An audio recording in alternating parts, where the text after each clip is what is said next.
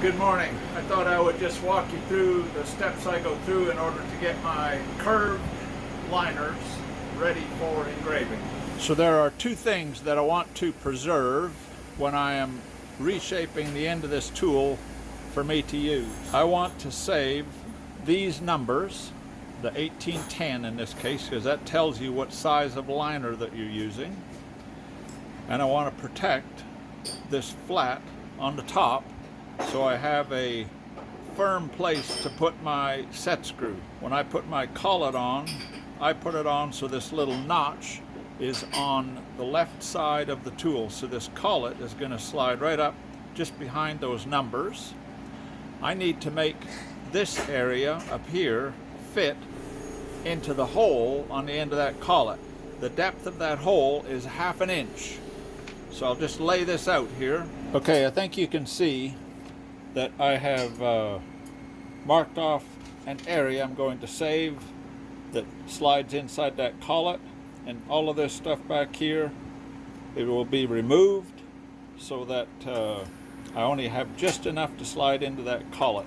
And yes, if life was fair, this would be a new outlaw belt sander, but I don't have one yet, so you'll have to do with my old Wilton.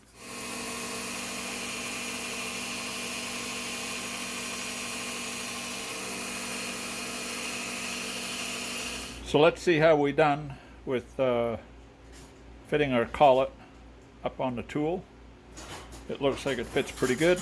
Now the reason I told you to save the very top of this tool, don't grind the damn thing round, leave it flat so that when you put your collet on there, this is the way I usually locate mine, with that notch on my left hand side of the graver. Some people set it up so that notch is on top, okay? But on mine, I set it up so that notch is on the left-hand side. That way my set screw goes right down on top of a nice flat on the tool. All right? I put my ceramic lap on top of the power hone. I have the tool set at 0. I have the tool post, in my case, set at 20 degrees. You could be anywhere from basically 15 to 20 degrees and you're going to be just fine, okay? So what I do next is I slide this down on top of my ceramic lap. So you set this up so the tool post is setting at, in my case, 20 degrees. I have this set at 0. I have the face of the graver up. I have the lines of the tool sitting on top of my ceramic lap. I have looked, if you look at the bottom side of this tool, how it touches the lap. I have marked approximately the middle of where that curve is as it sits on that lap. I'm going to break it off ahead of this line, whatever, 1/8 of an inch or 3/16 of an inch. It doesn't really matter as long as it's ahead, not behind, but ahead. All right? I'm going to remove all that material up there so that I have just a whole lot less steel to sharpen on or to grind away when I want to sharpen the face of this tool. We're going to be sharpening the face probably 5, 6, 7 times in order to bring the tool back to exactly the length we want so that it turns corners and everything for us the way that we want it. Let me go grind this off. I'll bring it back and I'll show you what it looks like. All right, you can see I still have my numbers. I have my notch on the side of my collet to the left side where I like it. Other people want it on top, as I said earlier. And I have removed a lot of material on the top side of this graver. Haven't touched the bottom. You don't touch the side of the lines on it. I've also rounded that over. You will find after hours and hours of engraving that if you leave these corners up here kind of sharp, it gets kind of ouchy on the fingers. So that is the way that I shape my graver, get it all ready prior to putting on the face and starting it to run within the copper plate that we're going to test it on. So what I have set up here, I've got the face of the tool now pointing down. I've got my graver here sitting so it's square within the fixture. I have set my tool post at 60 degrees. This first grind is just going to be a flat grind to establish 60 degrees across the face. I'm using a 1200 wheel because I don't have very much that I need to take off.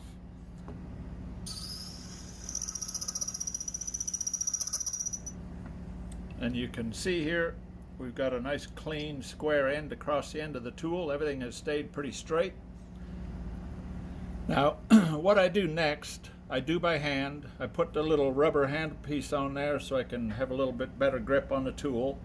I'm going to stand it up, matching hopefully that face angle as close as I can, and then I'm going to rock the tool side to side a little bit like this so that I create a slightly round face end on this tool.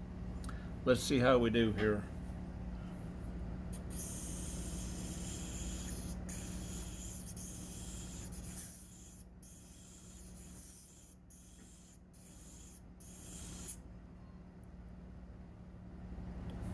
So you can always look at the end of the tool and see if you have any little flat parts left, which means you haven't quite ground far enough or haven't quite taken the round shape down far enough. So it's a very gentle round face. We're not looking for half of a ball or anything like that. It's just a very, very slight arc across the front of that tool. Now, one good idea after you have been shaping the face of this tool, before you stick it into a piece of copper to test it, drag the tool backwards on a piece of leather, just so that if there are any burrs on the bottom of the tool, that you break them off and you don't go sliding across the plate and maybe stick yourself in the left hand or something. I have my 901 handpiece, which happens to be my favorite. May not be yours, but it's mine. I have my excuse me, I have my Engraver Mach AT set at like 25 or 2600 strokes. And at first all I'm going to do is just cut straight to see if I can even get it to cut.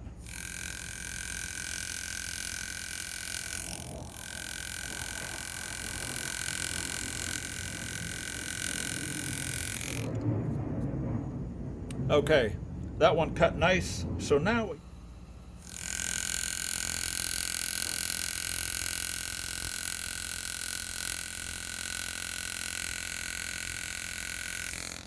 it cuts beautifully going forward.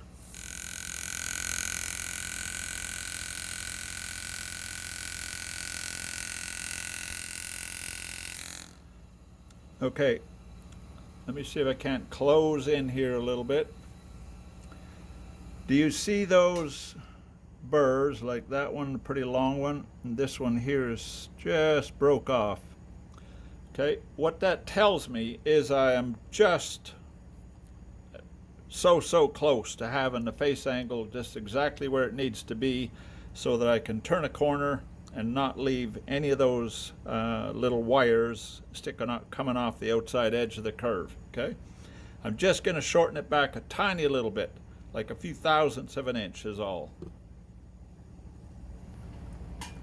Let's see if third time is a charm.